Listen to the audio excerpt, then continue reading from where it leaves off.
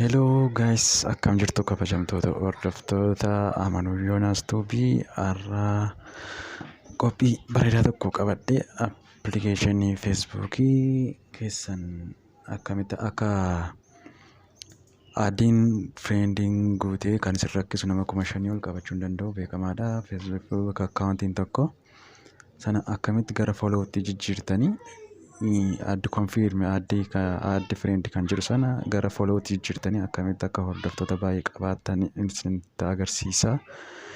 Na hordofaan isiniin jedha. Sana dura maatii yuutuubii kootii kana hin taane subscribe, share, like godhaan isiniin jedha. Viidiyoon yeroo yerootti gadhiisu immoo akka dafee isin qaqqabuuf mallattoo notifiikeeshinii tuqaan isiniin jedha. Amma kallattumaan gara qophii kanatti isin dabarsa. Na hordofaa.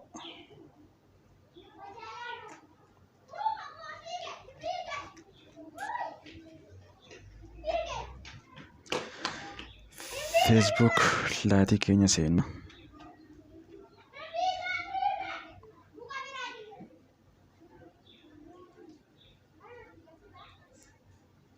Amma nuu banee jira Facebook keenya gaafa nuu banu. Asii mallattoon qastiin sarara sadii wayii tokko hin mul'atti. Facebook keessan gaafa seentanii akka harka gara mirgaatti kan jirtu kana tuttu. Sana booddee piroofaayilii meenuun keessan akka ittiin gaafa isinii dhufu. View your profile kan jiru sana hin seentu.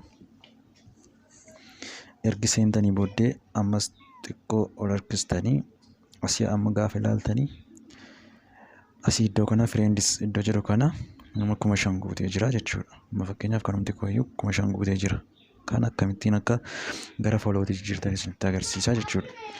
Asii add store edit profile kan jedhu bukkee tuqaan sadii wayii jirti. Akka sila sararatu hin taane tuqaan sadii wayii ni jirti. Sana tuttu.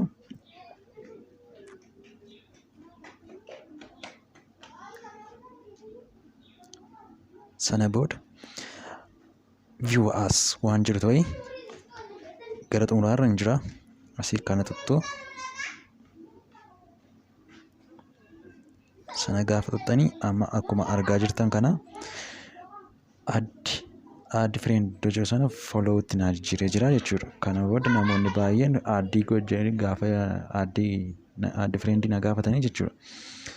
Isaaniin didee isaaniin rakkisu jechuudha. Kana walummaan fooloo godhanii na hordofuu danda'u jechuudha. Sana booda exist consent kan jiru kanaan keessaa baatanii ammas hin deebi'ee jira jechuudha. Egaan kabajamtoota hordoftoota daawwattoota yuutuubii kootii waan na hordoftaniif galatoomaa isiniin jedha. Viidiyoon kun yeroo yerootti akka isin qaqqabuuf mallattoo notifiikeeshinii tuqaa subscribe, share godhaa irra deebiin warri hin goone galatooma.